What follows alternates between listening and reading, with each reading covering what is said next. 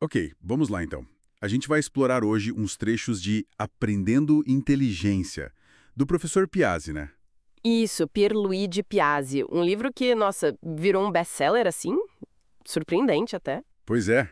E ele conta que a ideia surgiu de uma tristeza mesmo, de ver o pessoal estudando do jeito errado, desperdiçando potencial. Exatamente. Aquela coisa de ouvir direto. Nossa, por que não li isso antes? Chega uma hora que cansa, né? Total. Então, a nossa ideia aqui é, bem, tentar entender o núcleo do pensamento dele.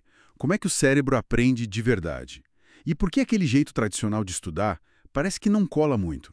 Pois é, o Piazzi se baseia muito na neuropedagogia, sabe? Que é justamente o estudo de como o cérebro funciona no aprendizado.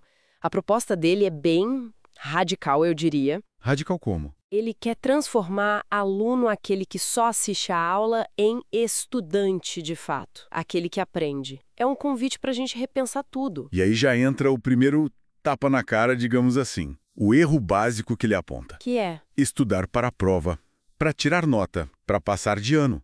Ninguém ou quase ninguém estuda de fato para aprender. Aí vira aquela loucura de estudar na véspera. Ah, sim. O estudo de véspera, um clássico. E aí entra a analogia dele que eu acho fantástica. A do computador. Essa mesma. O cérebro como um computador. A gente tem a memória RAM, ali no sistema límbico, hipocampo, que é rápida, pega informação na hora, mas Ó, some rápido. volátil. Isso, volátil. E tem o HD, o nosso córtex cerebral. Memória de longo prazo, capacidade gigante, mas permanente. E estudar na véspera faz o quê? Frita a RAM. Tipo isso. Sobrecarrega a RAM. A informação fica ali meio que boiando, mas não está salva de verdade, não foi pro HD. Entendi. E onde entra o sono nessa história? Parece que é chave, né? Fundamental. O sono é o momento de salvar o trabalho. É quando o cérebro, principalmente na fase REM, faz a triagem. Triagem.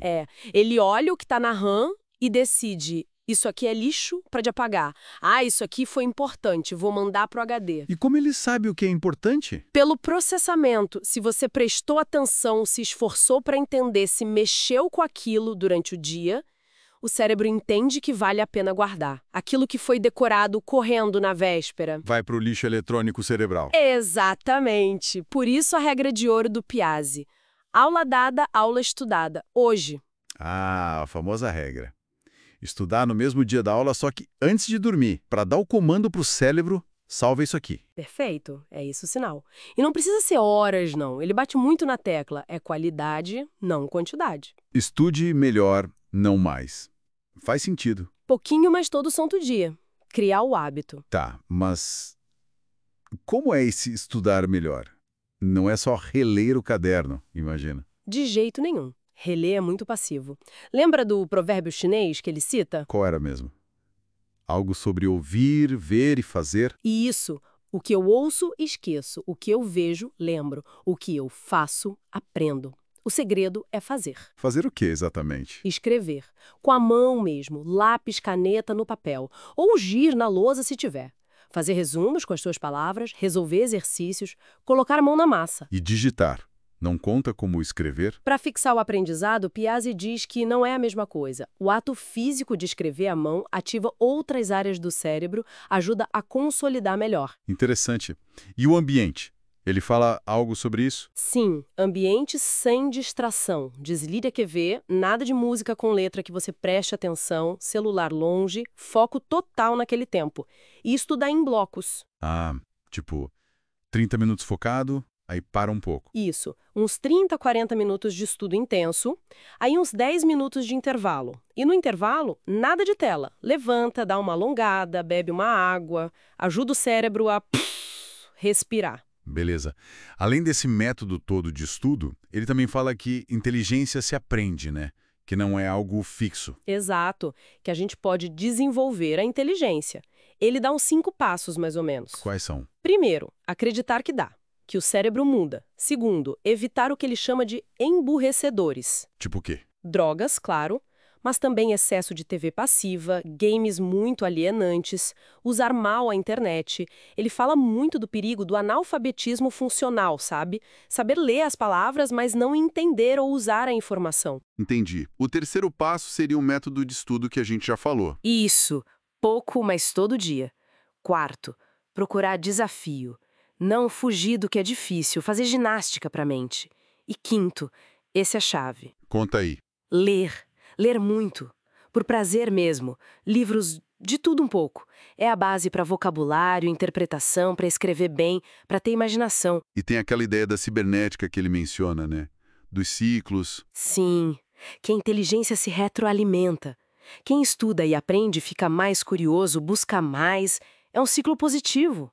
O contrário também vale, infelizmente. Mas dá para quebrar o ciclo negativo. Com certeza. Com esforço consciente, usando as ferramentas certas, ele sempre reforça português e matemática como a base de tudo e o método dele. Dá para começar um ciclo positivo, não importa de onde você parte.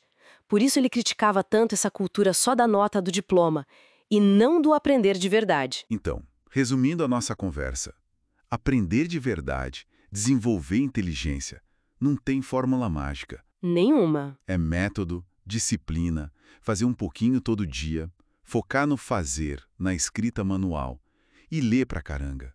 A inteligência é construção. Exatamente. É um processo. E pra gente fechar, tem uma provocação do Piazzi que eu acho muito forte. Manda. Ele dizia que o bem mais escasso do século XXI não ia ser água nem petróleo, mas sim inteligência. Uau. Forte mesmo. E aí, pensando nisso tudo que a gente conversou, sobre como o cérebro aprende, sobre o sono salvar o que importa, qual pequena mudança de hábito, assim, feita todo dia, poderia ser aquele empurrãozinho para começar um ciclo bom de desenvolvimento intelectual na vida da gente? Fica aí para pensar.